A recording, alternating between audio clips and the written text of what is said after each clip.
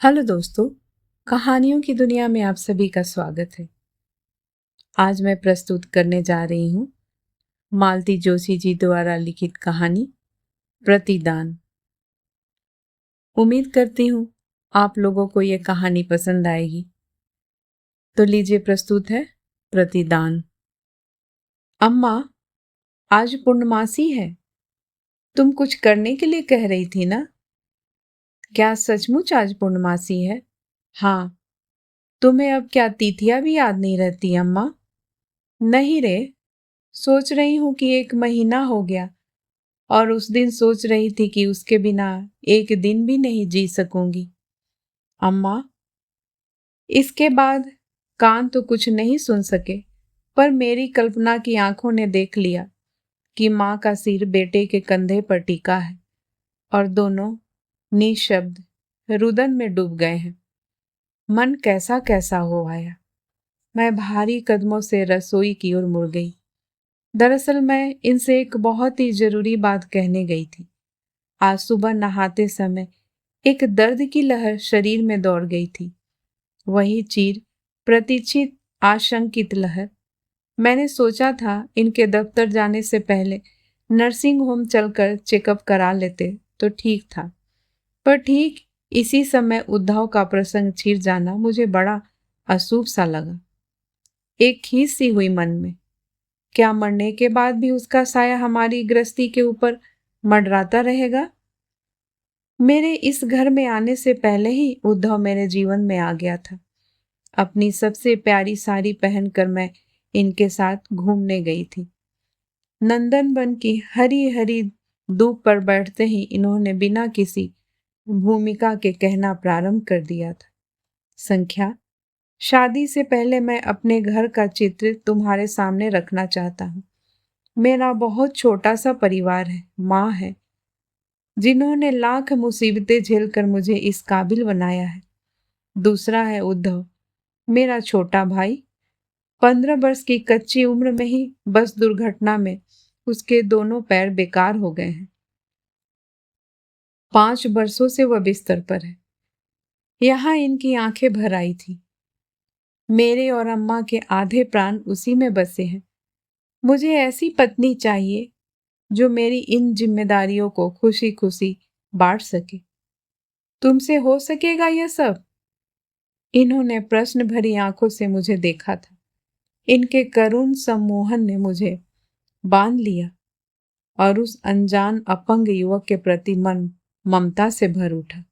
यह तो उसी दिन जान गई कि इनके अंदर का पुत्र और भाई इन पर सदा हावी रहेगा।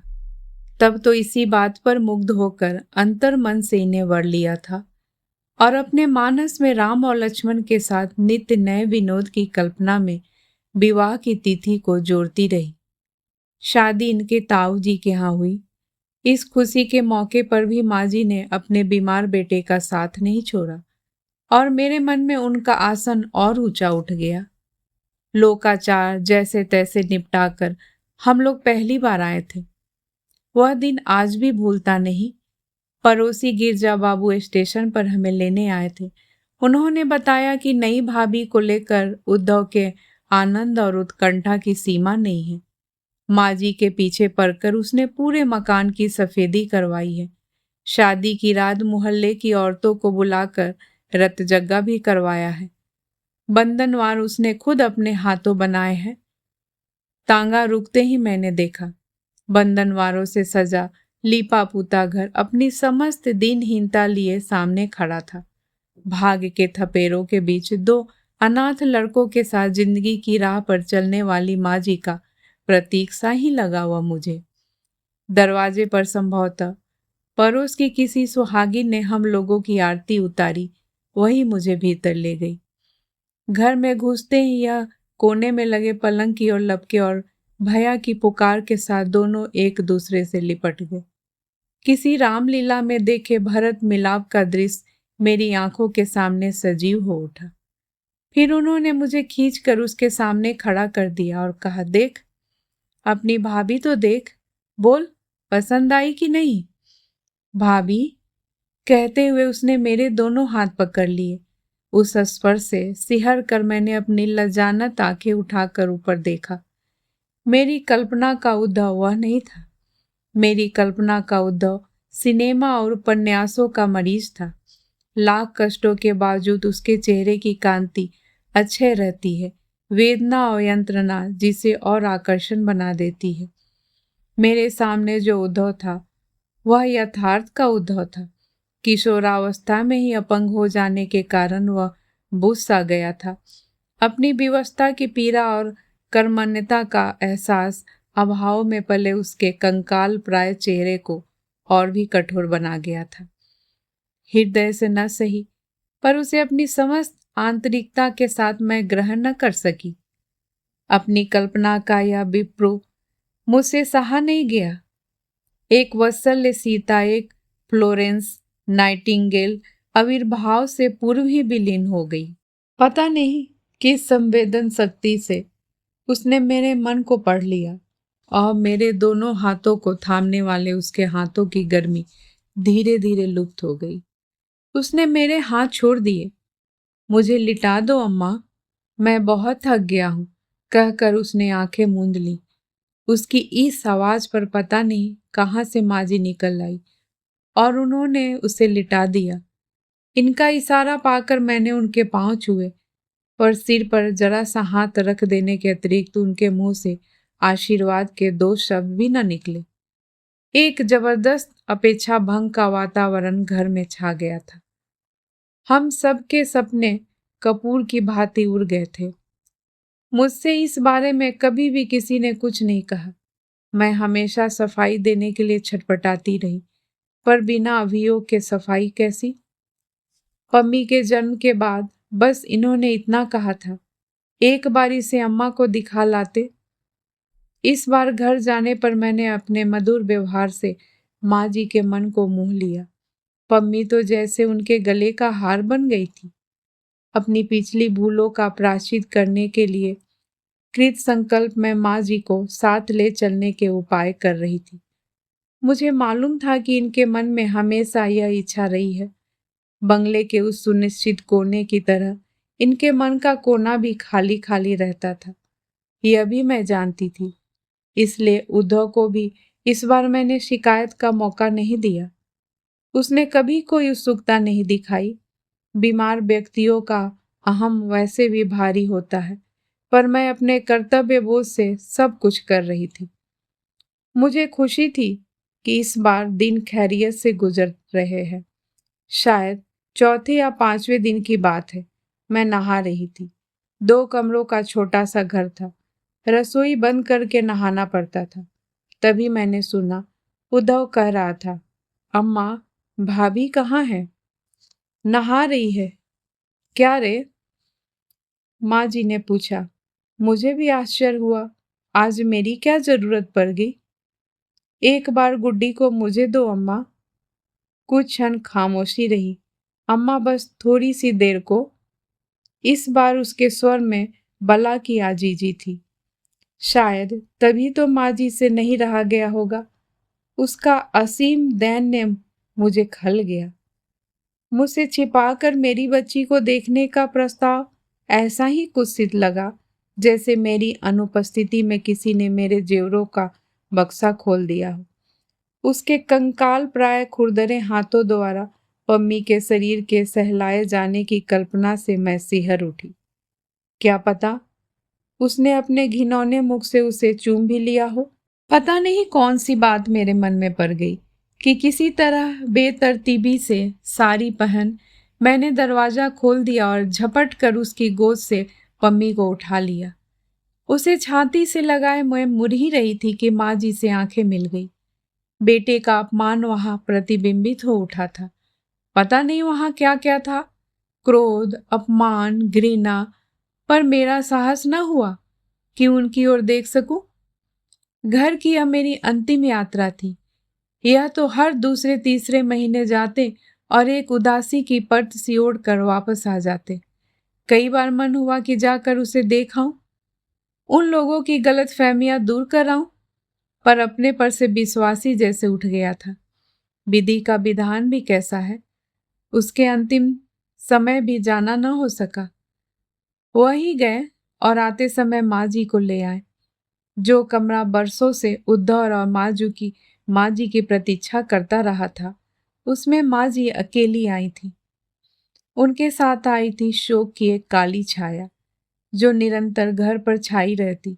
उनके आते ही घर एकदम छोटा हो गया था और प्रचंड रूप से दो दलों में बट गया था। मैं कितनी अकेली पड़ गई थी।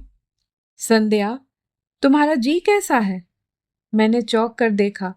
कुर्सी की पीठ पर हाथ रखे या खड़े थे। इधर से गुजरा तो देखा डाइनिंग टेबल पर सिर रखे सो रही हो। पहले तो सोचा सो लेने दो, पर देखता हूँ चेहरा बेहद उतरा हुआ है। खैरियत तो है? मेरा ख्याल है एक बार नर्सिंग होम हो आते। जरूर जरूर, वे बोले और तेजी से बाहर निकल गए। कुछ ही देर में हम लोग गाड़ी में सड़क नाप रहे थे। तब ख्याल आया, चलने से पहले माँ जी से कहना चाहिए था, पर घबराहट में याद न रहा। नर्सिंग होम पहुंचने भर की देर थी, उन लोगों ने मुझे हाथों हाथ लिया और दूसरे ही क्षण में प्रसूति कक्ष में थी। मुझे सिस्टर के हाथ सौंप कर यह चले गए थे। दफ्तर या क्या पता बाहर ही बैठे हो। सफेद कपड़ों में लिपटी उन नर्सों के बीच में अपने आप को नितांत असहाय और अकेला अनुभव करने लगी। पम्मी के समय की यादें अपनी सारी बहसत के साथ मुझ पर हावी हो गई और मेरा दम घुटने लगा। उसी समय दरवाजा खुला और डॉक्टर अलका रानी ने कहा, मिसेज श्रीधर, आपकी सास आई हैं। मैंने देखा, माँ जी अपराधी सी मुद्रा में सिरहाने खड़ी हैं। मुझसे रहा नहीं गया। बिटिया, दुलारी को साथ लेकर चली आई। ठीक है, मैंने कहा। मुझे बड़ी शर्म आ रही थी। घर से निकलते समय इनसे कहकर भी नहीं आ सकी थी। उसी समय दर्द की एक लहर उठी और मैंने ओ माँ कहकर माँ जी के दोनों हाथ पकड़ लिए। पीरा के वे क्षण बीत जाने पर भी मुझे याद रहा कि वे दुबले खुरदुरे हाथ अजीब सी ममता से भींगे हुए थे। उस समय भी वो माथा सहला रही थी और मुझे अच्छा लग रहा था। दर्द के वे क्षण कितनी बार दोहराए गए। माँ जी हर बार मेरे साथ पसीने से नहा आती थी, मानो मेरी पीड़ा को वह अनु अनु के साथ अनुभव कर रही थी। डॉक्टर ने 2-3 बार आदर से, फिर कुछ रुखाई से उनसे धीरज रखने के लिए कहा। एक बार तो दबी जबान से बाहर बैठने को भी अनुरोध किया, पर मैं उन्हें दृढ़ता से पकड़ी रही। उन भावविहीन चेहरों के बीच उन्हीं का चेहरा तो था जो मेरी वेदना से विहल हो रहा था। मेरी पीड़ा को एक अकेली वही तो समझ रही थी, क्योंकि सृजन की यह पीड़ उन्होंने भी सही थी। फिर एक अजीब सा विचार मन में आया, जिसे इतनी पीड़ा के साथ जन्म दिया गया हो, उसे अपनी ही आंखों के सामने तिल तिल कर मृत्यु के मुख में जाते देखना कितना दुख देता होगा। किस तरह सहा होगा उन्होंने उसे। कौन सी पीड़ा अधिक कठिन है, जन्म की या मृत्यु की, पाने की या खोने की। अपने विचारों के रेले में मैं देख रही थी कि डॉक्टर और नर्स दोनों के चेहरे बदहवास से लग रहे थे। मैं अपने आप को किसी बर्फीले प्रदेश में जाते हुए देख रही थी। वे लोग विचित्र दृष्टि से मुझे घूर रहे थे। हर 5 मिनट पर तड़पा देने वाली वे दर्द की लहरें पता नहीं कहाँ खो गई थी। उनकी प्रतीक्षा में कमरे में एक तनाव सा भर गया था। मुझे मम्मी बेतरह याद आ रही थी। वो हमेशा कहती थी कि डिलीवरी में दोनों का जन्म होता है, माँ और बेटे का। तभी तो 42 वर्ष की उम्र में शिशु को जन्म देने की पीड़ा उनसे सही नहीं गई। ऑपरेशन रूम से बाहर लाते हुए स्ट्रेचर पर उनका सफेद निष्प्राण चेहरा बार बार आंखों के सामने आ रहा था। कैसा होता होगा मरण पार का देश। क्या वहां जाने पर मम्मी से फिर भेंट हो सकेगी? और उद्धव, क्या वो भी मिलेगा? उसकी करुण असहाय आंखों का वियोग क्या अब भी उतना ही ताजा होगा? अपनी सफाई में मुझे क्या कहना होगा?